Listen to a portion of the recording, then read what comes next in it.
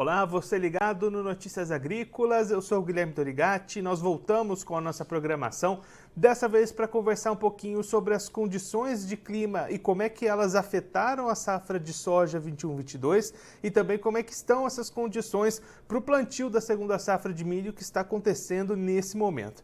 Para isso, eu divido a bancada hoje com a Virgínia Alves, ela que é a repórter de clima aqui do Notícias Agrícolas, e a gente recebe o Felipe Reis, ele é analista de safra da Earth Daily Agro, já está aqui conosco. Felipe, seja muito bem-vindo, é sempre um prazer tê-lo aqui no Notícias Agrícolas.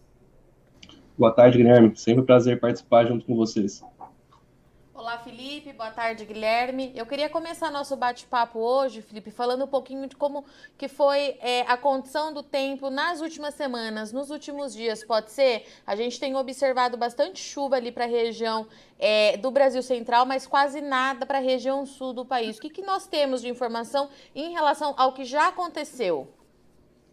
Bom, Virgínia, nos últimos 10 dias nós tivemos, se a gente considerar primeiramente os primeiros 10 dias de fevereiro, tivemos boas chuvas em algumas regiões onde a seca estava muito intensa. Rio Grande do Sul, Santa Catarina, ali no oeste de Santa Catarina, partes importantes para a produção agrícola do Paraná.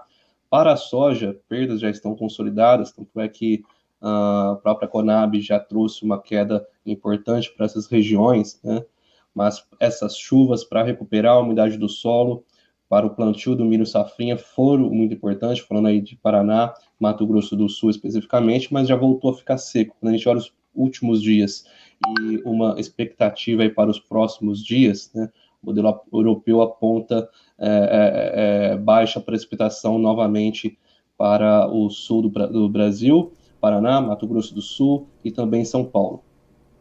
E aí, Felipe, você comentou nessas perdas já consolidadas na safra de soja. Além dessas perdas lá no sul, essa situação de chuva tem prejudicado trabalhos de colheita ali na parte mais central, né? No Mato Grosso, ali pelo centro-oeste, é a chuva que prejudica nesse momento, né? Sim, o excesso, por um lado, falta de chuvas, por outro, em outras regiões, chuvas em excesso dificultando aí a entrada de tratores em campo, a colheita, o andamento da colheita.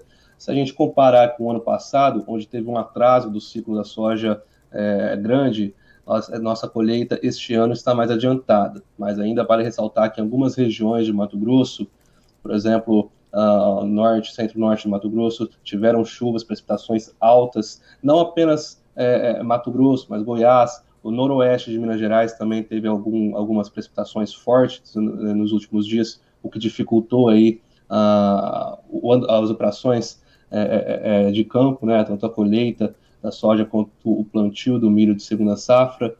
Para o Paraná, nós tivemos chuvas fortes, mas durante apenas 2, 3, 4 dias, o que não deve trazer grandes atrasos quanto à colheita da soja.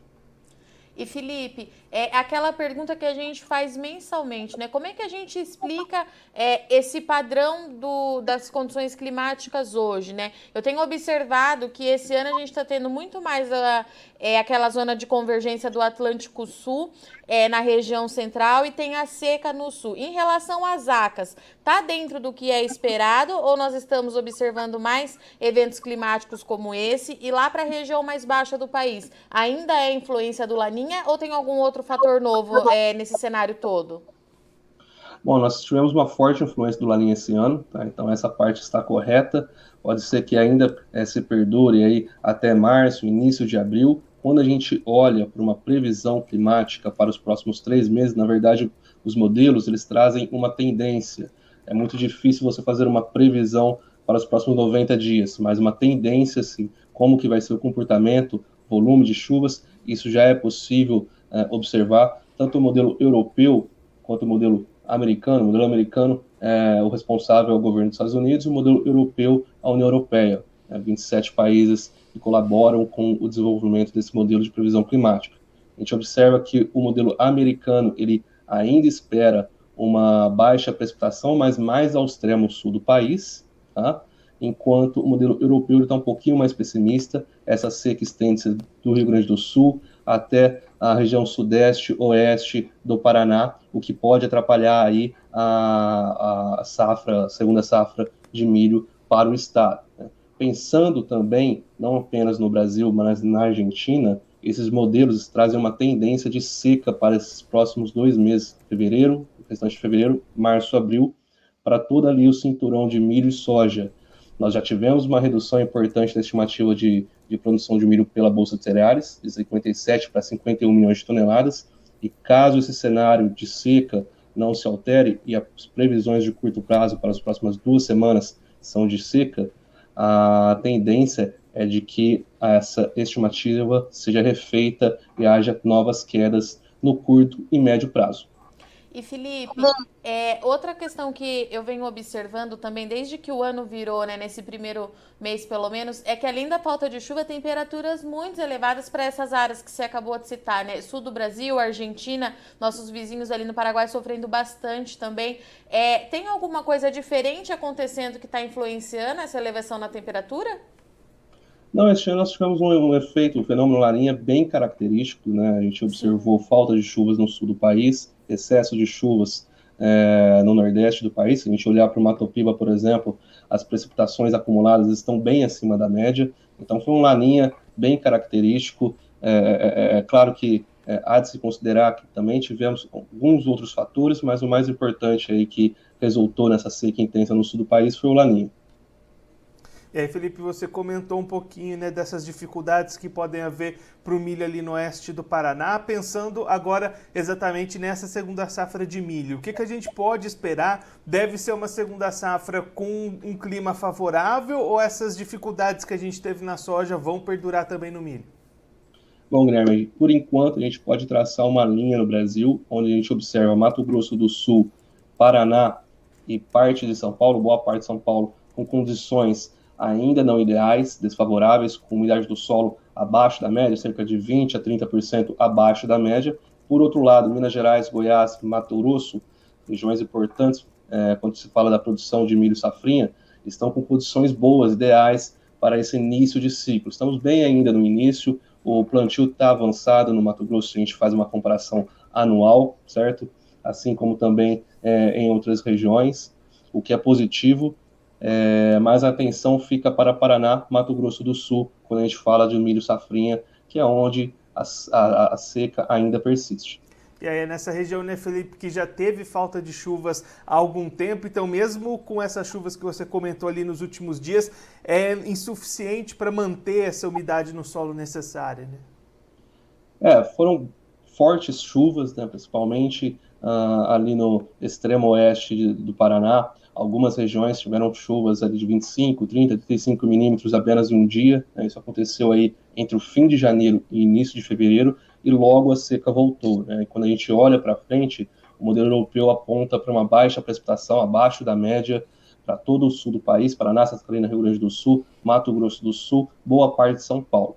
Por outro lado, o modelo americano, ele tem uma visão um pouquinho menos pessimista, então ele consegue ainda ver boas chuvas no leste do Paraná, algumas micro-regiões do oeste do Paraná também, e também em São Paulo. O estado de São Paulo também pode ser que tenha boas chuvas. Mato Grosso do Sul é onde a gente fica um pouquinho com mais atenção, porque ambos modelos esperam chuvas abaixo da média. E Felipe, até quando que a gente deve sentir os efeitos do Laninha no regime chuvoso aqui no Brasil? Eu tô te perguntando isso porque saíram algumas atualizações, principalmente do NOAA, né, na semana passada. A gente consegue prever um cenário para normalização das chuvas? Segundo o governo australiano, né, nós devemos ter ainda impactos por fevereiro, início de março, mas as temperaturas do Oceano Pacífico já estão subindo um pouquinho. A gente sabe que nós devemos ter aí 3 meses seguidos com temperaturas abaixo de menos 0,6 a menos 0,8, né, que é uma característica do Laninha. Essas temperaturas já estão subindo um pouquinho. Laninha deve terminar, então, nos próximos aí 40, 50 dias. Então, aí a gente já deve ter um regime mais tradicional de chuvas para o período.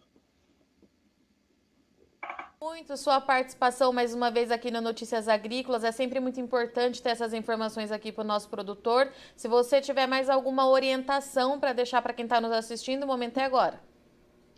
Eu que agradeço. Essas nossas previsões, elas se baseiam em imagens de satélite. A gente consegue ter uma boa visão do que vai acontecer com a produção um tanto quanto antes. Por exemplo, nossa previsão de produção de soja está abaixo de 130 milhões de toneladas desde o fim de dezembro, certo?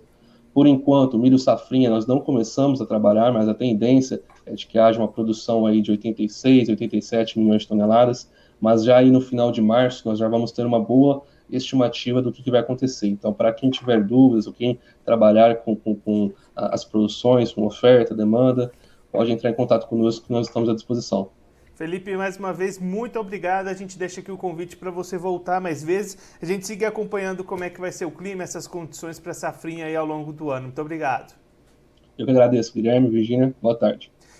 O Felipe Reis, ele que é analista de safras da Earth Daily Agro, conversou com a gente para mostrar como é que estão as condições climáticas, tanto para esse final de ciclo da safra de soja 21-22, mas principalmente para a segunda safra de milho de 2022, que está sendo plantada nesse momento, e aí com condições bastante diferentes, enquanto uma parte mais ao centro do país, Mato Grosso, Goiás, enfrenta um período de chuvas que dificulta a colheita e plantio da segunda safra. Regiões mais ao sul, por exemplo, o Paraná, Mato Grosso do Sul, ainda sofrendo com a falta de chuvas, que deve se estender por mais tempo durante esse ciclo. Então o produtor dessas regiões precisa ficar bastante atento nessa segunda safra, depois de já ter perdido na primeira safra com a soja.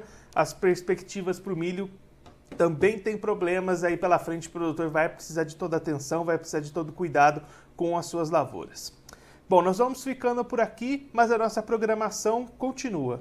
Notícias Agrícolas, 25 anos ao lado do produtor rural. Participe das nossas mídias sociais, no Facebook, Notícias Agrícolas, no Instagram, @Notícias Agrícolas e em nosso Twitter, @Noteagri. E para assistir todos os vídeos, se inscreva no YouTube, na Twitch, no Notícias Agrícolas Oficial.